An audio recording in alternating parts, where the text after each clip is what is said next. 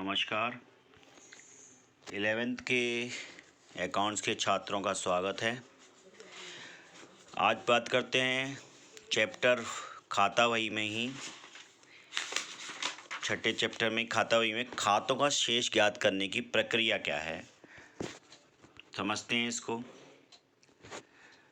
Total of the two side of A ledger account, अंतर ज्ञात करें। फाइंड द, पहले सबसे पहले हमें अंतर ज्ञात करना है। कैसे करेंगे? खाते के दोनों पक्षों का पहले योग करें और फिर अंतर ज्ञात करें। अब कैसे करेंगे? यदि डेबिट पक्ष का योग क्रेडिट पक्ष के योग से अधिक है, यदि डेबिट पक्ष का योग क्रेडिट पक्ष के योग से अधिक है अंतर के क्रेडिट से, तो बाई बैलेंस सीडी लिखकर उस खाते को शेष ज्ञात कर लेंगे। यदि क्रेडिट पक्ष का योग डेबिट पक्ष के योग से अधिक है तो अंतर से debit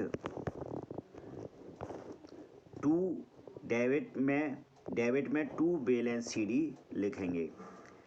if the credit side total is more than the debit side total, right the difference on the debit side to balance CD.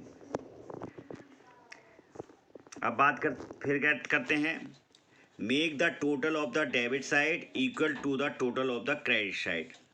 दोनों यानी कि दोनों तरफ का टोटल, डेबिट साइड और क्रेडिट साइड का टोटल कर लेंगे और ड्रॉ एक लाइन खींच देंगे, दो लाइन खींच देंगे for being forward the balance on the next date, और अगली डेट कर उस बंद करने के बाद अगले महीने की डेट कर उस खाते को उल्टी तरफ, यानी कि अगर क्रेडिट बैलेंस में निकल रहा है, क्रेडिट की तरफ बैलेंस निकल रहा है तो उसको डेबिट साइड में ले आएंगे टू ओपनिंग या टू बैलेंस बीडी कर, और अगर डेबिट साइड में बैलेंस निकल रहा है तो क्रेडिट साइड में निकाल के में ले आएंगे और करेंगे बाई बैलेंस बीडी।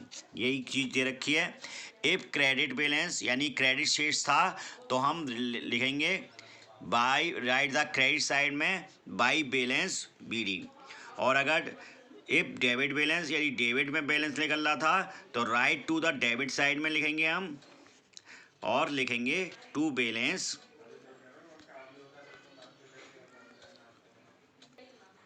बीडी। एक बार और समझते हैं।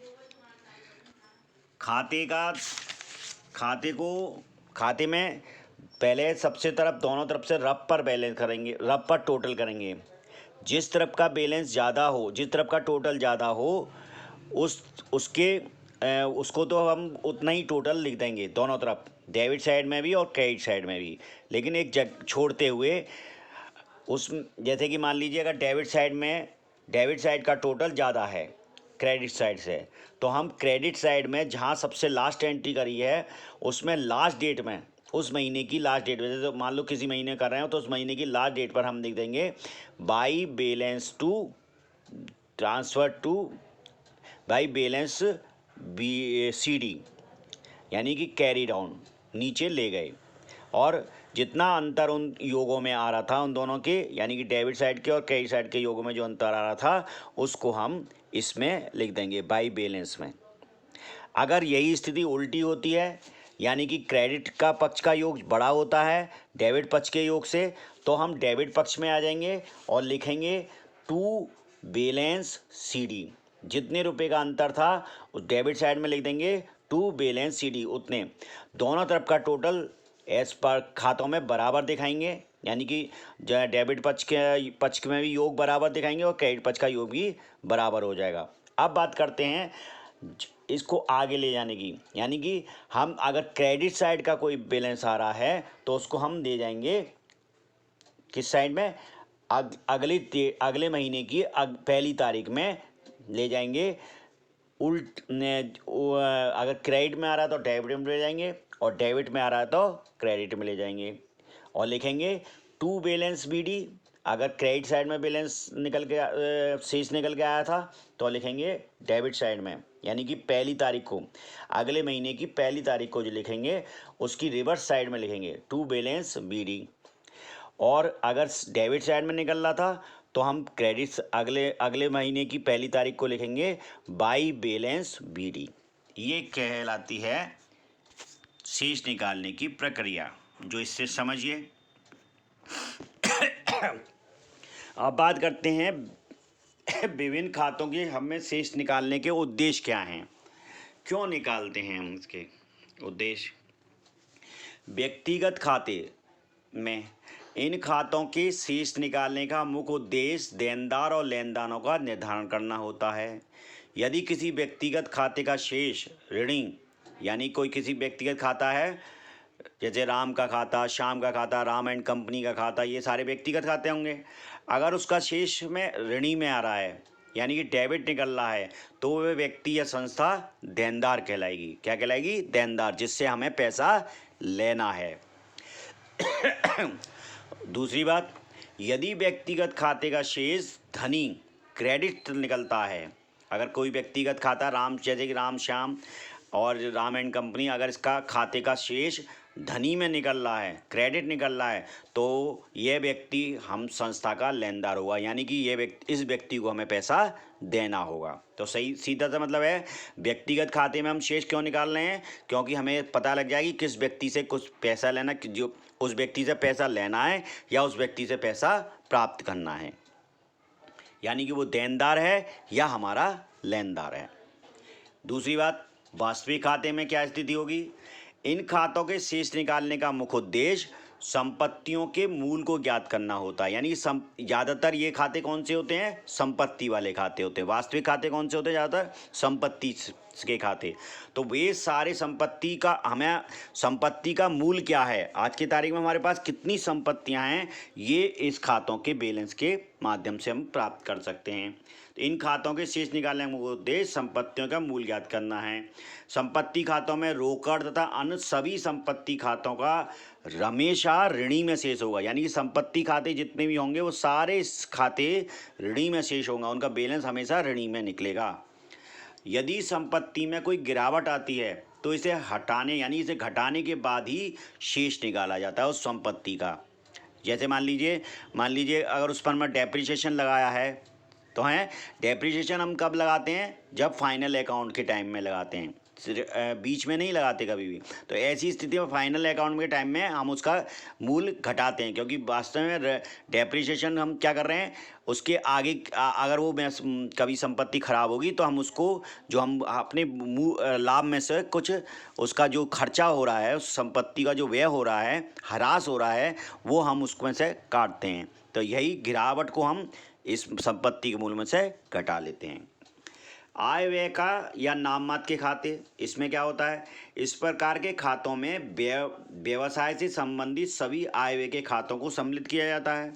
इस प्रकार के खातों से व्यवसाय की कुल आय तथा व्यय की जानकारी मिल जाती है, यानी कुल आय कितनी हुई हमारी और कुल व्यय कितना हुआ। जैसे मान लीजिए वेतन में कुल कितना खर्चा, कुल वेतन कितना खर्चा पूरे साल का कितना हुआ, या कुल आय किसी कमीशन में, या कितना कमीशन हमें मिल गया, या कितनी बिक्री हुई, ये सारे आय व्यय खाते हुए। ऐसी स्थिति में हम इसकी कुल व्यय और कुल आय हमारी कितनी हुई, इसकी जानकारी हमें मिल जाती है।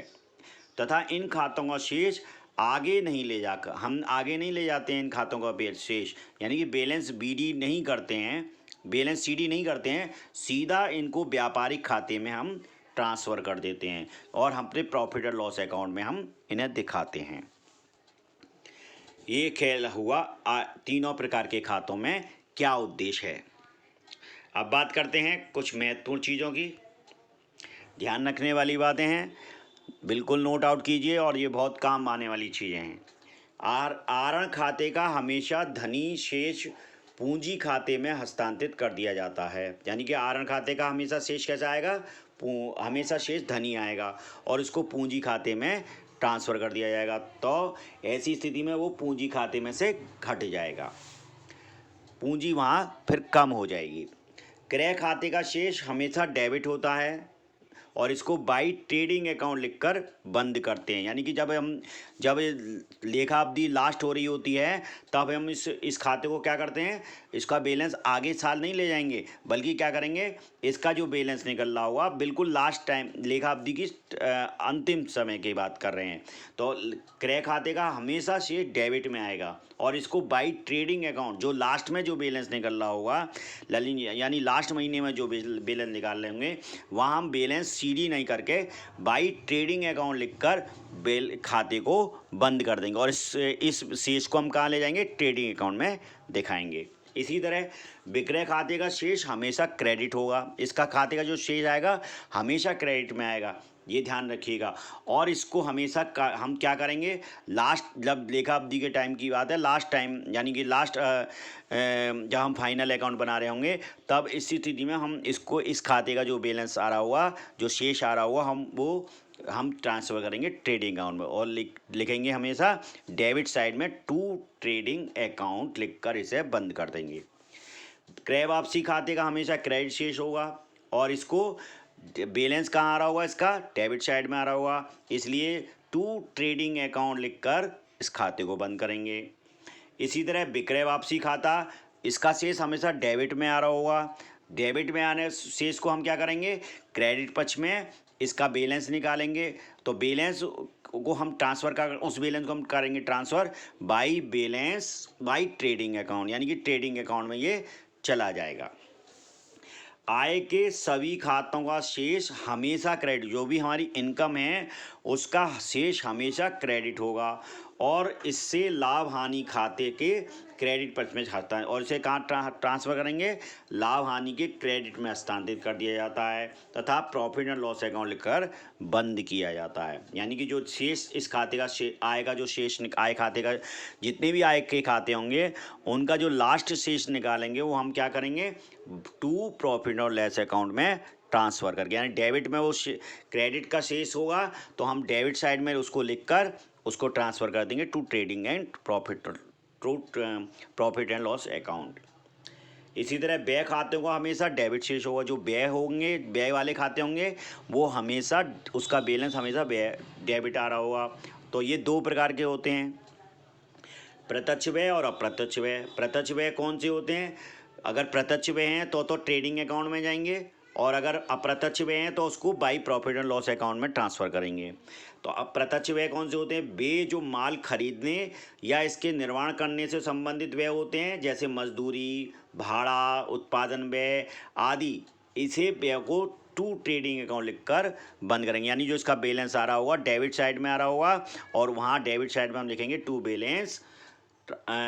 ट्रेडिंग अकाउंट, ठीक है, उस बैलेंस को हम ट्रेडिंग अकाउंट में ट्रांसफ़र कर देंगे। इसी तरह अप्रत्यक्ष व्यय कौन से होते हैं, माल को बेचने या उन्हें भेजने के संबंध में होने वाले सभी व्यय अप्रत्यक्ष व्यय कहलाएंगे, जैसे बिक्री व कार्यालय व्यय, किराया तथा ब्याज का भुगतान आदि। इस खाते को भी क्या, इसका खाते का बैलेंस कैसा आ रहा, बैलेंस कहाँ आ रहा होगा, हमेशा इसको खाते में जो बैलेंस निकलेगा उसको हम हमेशा क्रेडिट साइड में निकलेगा और इसको हम करेंगे बंद, कैसे करेंगे, by profit and loss account को लिखकर इसको बंद कर देंगे। यानी क्रेडिट साइड में इसको by profit and loss account में ट्रांसफ़र करके इस बैलेंस को ट्रांसफ़र करके इस खाते को बंद कर देंगे।